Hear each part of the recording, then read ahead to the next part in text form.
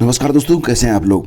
तो उत्तर प्रदेश लोक सेवा आयोग के द्वारा आरओ की जो एग्ज़ाम डेट है डिक्लेयर कर दी गई है। जैसा कि आप यहाँ पर देख पा रहे होंगे कि 11 फरवरी को ये परीक्षा होनी है और 11 फरवरी को 2 सत्रों में सुबह जीएस का पेपर होगा 9:30 से 11:30 बजे तक, और इसके बाद दोपहर में 2:30 बजे से 3:30 बजे तक हिंदी का पेपर होगा।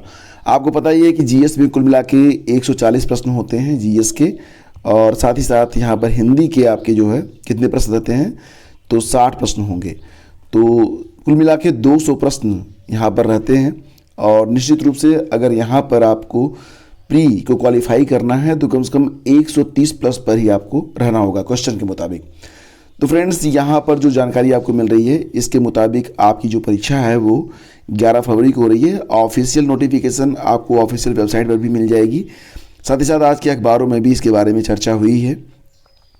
बताना चाहेंगे कि इस बार आरओ के कुल 411 पद थे और इस पर कुल आवेदन जो आए हैं वो 10 लाख आए हैं, मतलब 10,69,725 आवेदन। तो आप इसको 11 लाख के आसपास मान के चलिए। तो एक पद पर कुल 2603 लोग अब परीक्षा देंगे। तो निश्चित रूप से ये एक कठिन प्रतियोगिता होगी। एआरओ के पद पर प्रारंभिक परीक्षा, मुख्य परीक्षा और टाइपिंग भी होती है, और आरओ के पद पर प्रारंभिक और मुख्य परीक्षा के आधार पर चयन होता है। तो प्रारंभिक परीक्षा में नेगेटिव मार्किंग होगी, नेगेटिव मार्किंग तो रहती ही है।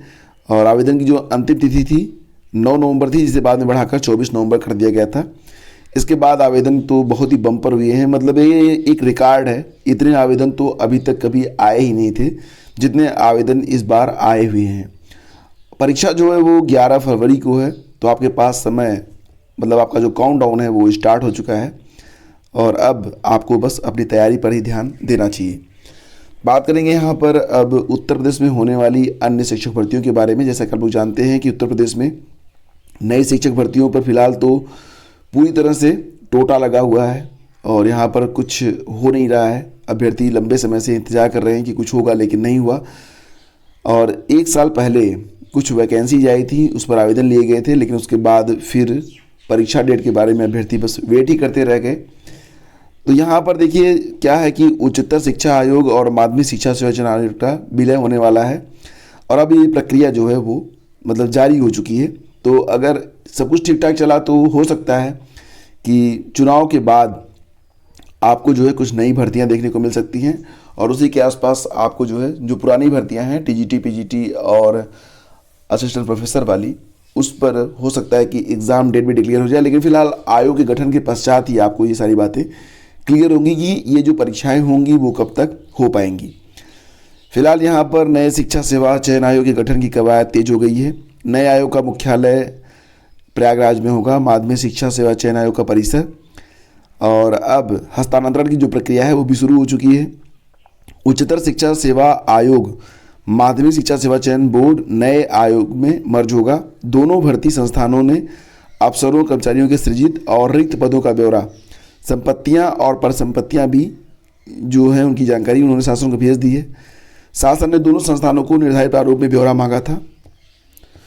और अब यहाँ पर रिपोर्ट में एसी से लेकर गैस चूल्हे तक का भी जिक्र किया गया है कि किस दोनों संस्थानों के पास कितने एसी, कुर्सियाँ, sofa set, cooler, refrigerator, table, अलमारी, सीलिंग फैन, दीवार घड़ी, टाइपराइटर, कंप्यूटर आदि हैं। रिपोर्ट में छोटी सी छोटी चीज़ों का जिक्र है। इसमें इलेक्ट्रॉनिक केटली, वाटर कूलर, लोहे के ड्रम, लोहे की सीढ़ी, gas safe box, Petromax, plastic पानी टंकी, गैस चूल्हा, मतलब सारी चीज़ें यहाँ पर मेंशन की गई हैं। फिलहाल प्रक्रिया जो शुरू हो चुकी है, और कल मैंने आप लोगों को बताया था कि 1 सप्ताह के अंदर पदाधिकारियों की नियुक्ति के लिए विज्ञापन जारी होगा। इसके बाद फिर पदाधिकारियों की नियुक्ति होगी, उसके बाद फिर प्रक्रिया आगे बढ़ेगी। तो देखते हैं कि कितना समय लगता है। और बात करेंगे अब हम लोग बिहार शिक्षक भर्ती के बारे में। तो बिहार शिक्षक भर्ती में जो शिक्षक भर्ती पहली बार हुई थी उसमें बहुत सारे अभ्यर्थी ऐसे भी थे जिनका जो चयन हुआ था वो प्राइमरी में भी सिलेक्ट हो गए और साथ ही साथ टीजीटी, पीजीटी में भी, यानी कि 11वीं 12वीं में भी नियुक्ति उन्होंने सिर्फ एक जगह पर ली है। बाकी जगहों पर जो सीटें हैं वो रिक्त हो गई हैं। तो ऐसी सीटें लगभग 4700 हैं, जहां पर मतलब 4700 अभ्यर्थी ऐसे रहे जो कि एक से अधिक पदों पर चयनित हुए। अब उन्होंने क्योंकि अपनी सेवा जो है वो एक ही पद पर देंगे, तो बाकी के जो पद हैं वो खाली हो रहे हैं। तो अन्य जगहों पर जो अभ्यर्थी मेरिट के बिल्कुल कट ऑफ के करीब थे और चयनित होने से वंचित रह गए थे, अब उनको यहाँ पर अवसर मिल रहा है। तो एक पूरक परिणाम सप्लीमेंट्री रिजल्ट 4700 अभ्यर्थियों का जारी होगा। इसमें प्राइमरी के भी, 9-10 के भी और 11-12 के भी अभ्यर्थी शामिल होंगे। आपको ध्यान होगा कि पहले शिक्षक भर्ती में जूनियर के पद नहीं थे। शिक्षा विभाग ने बीपीएससी को इसका ब्यौरा भेज दिया है और विभाग से मिली जानकारी के अनुसार 4700 पद ऐसे अभ्यर्थियों से खाली हैं जो कि एक से अधिक परीक्षा में उत्तीर्ण हुए थे। तो अब जो है 4700 पद ऐसे अभ्यर्थियों के कारण जो खाली रह गए थे, इन पर जो है पूरक रिजल्ट जारी किया जाएगा। आपको पता होगा कि पहले चरण में 1,70,463 पद थे और परीक्षा में लगभग 8 लाख अभ्यर्थी जो थे वो शामिल हुए थे। परीक्षा के बाद 1,20,336 शिक्षक अभ्यर्थियों को सफल घोषित किया गया था। बाकी लोग जो थे वो कट ऑफ के ऊपर नहीं जा पाए थे। तो पूरक रिजल्ट में वैसे अभ्यर्थी सफल होंगे जो मेधा सूची में ऊपर हैं, बिल्कुल बॉर्डर लाइन पर हैं, उन्हीं लोगों को यहाँ पर शामिल किया जाएगा। इसके बाद जो सीटें बचेंगी वो तीसरी शिक्षक भर्ती, जो कि अगस्त में आने के बारे में बीपीएससी के चेयरमैन ने कही थी, उसमें जो है पदों को शामिल कर लिया जाएगा। तो यहाँ पर आप देख सकते हैं कि पहले चरण की नियुक्ति में जिन शिक्षकों के शिक्षक अभ्यर्थी कम मिले, उन पदों को आयोग ने दूसरे चरण में शामिल किया है। ऐसे पद करीब 40,000 हैं। सफल अभ्यर्थियों में 28,800 ऐसे हैं जो नियोजित हैं। ऐसे शिक्षक जब नई जगह पर योगदान देंगे तो उनके पुराने पद रिक्त हो जाएंगे। इन पदों की जानकारी विभाग बाद में लेगा और इन पदों को तीसरी शिक्षक भर्ती अगस्त 2024 में जोड़ दिया जाएगा। तो चलिए, एक यहाँ पर रोटेशन बना हुआ है कि शिक्षक भर्ती पहले चरण की हुई, दूसरे चरण की हुई और अगले चरण की शिक्षक भर्ती भी कब हो रही है, इसके बारे में लोगों को पता है। वैसे आपको बता दें कि अगर आप बिहार शिक्षक भर्ती तीसरे चरण में शामिल होना चाहते हैं तो सीटीईटी मस्ट है और आज सीटीईटी में आवेदन करने की लास्ट डेट है। इसके बाद आप आवेदन नहीं कर पाएंगे, तो इस बात का आप लोग ध्यान रखिएगा। आगे बढ़ते हैं, बात करेंगे बिहार में दरोगा बहाली के लिए ई प्रवेश पत्र आज जारी कर दिए जाएंगे। 17 दिसंबर को परीक्षा 2 पालियों में होगी और 1 दिसंबर से आयोग की वेबसाइट पर एडमिट कार्ड उपलब्ध होगा। आयोग ने कहा है कि डाक से प्रवेश पत्र नहीं जाएगा। जो किसी कारणवश ई प्रवेश पत्र डाउनलोड नहीं कर पाएंगे उन्हें डुप्लीकेट ई प्रवेश पत्र जारी किया जाएगा, मतलब। और साथ ही साथ यहाँ पर बात करेंगे क्योंकि 7 तारीख से जो है बिहार शिक्षक भर्ती 2.0 की परीक्षा भी शुरू हो रही है।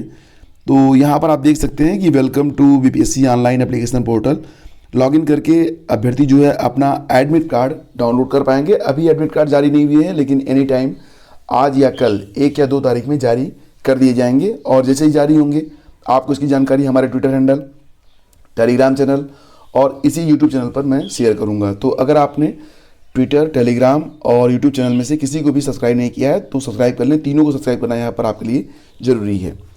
एडमिट कार्ड डाउनलोड होंगे तो कहाँ पर आप इसे चेक कर पाएंगे, तो ऑनलाइन bpsc.bihar.gov.in से अभ्यर्थी जो है इसे डाउनलोड कर पाएंगे और बहुत जल्द ही एडमिट कार्ड जारी होने वाले हैं।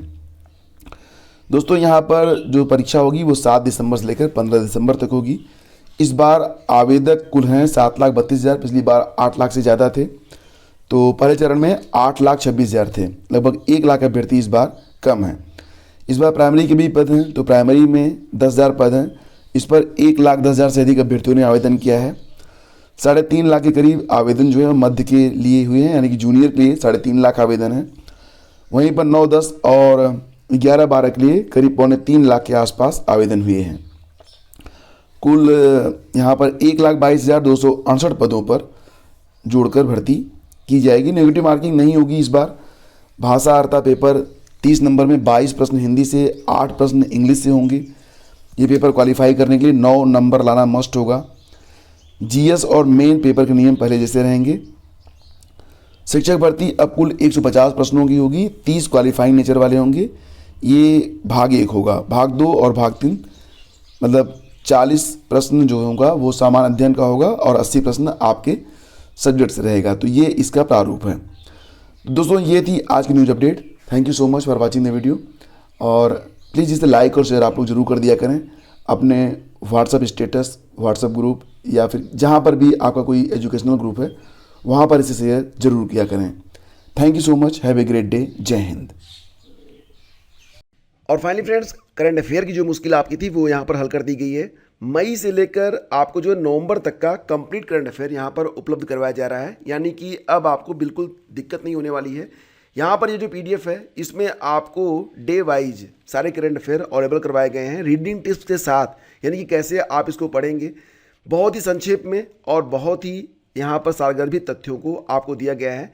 बिल्कुल इसको पढ़ने में आपको मज़ा आ जाएगा। और आपको करंट अफेयर अगर ये लगता है कि बड़ा मुश्किल है इसका नोट्स तैयार करना, तो ये बिल्कुल रेडीमेड नोट्स है, आपको बस इसे डाउनलोड करना है और अपनी रीडिंग स्टार्ट कर देनी है। जिन लोगों को मोबाइल में पढ़ना अच्छा नहीं लगता है वो लोग बिल्कुल जाकर इसका प्रिंट आउट भी ले सकते हैं।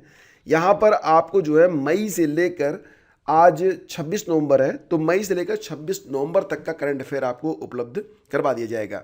लिंक वीडियो के डिस्क्रिप्शन में है, जाकर अभी आप इसे परचेज कर सकते हैं। Thank you.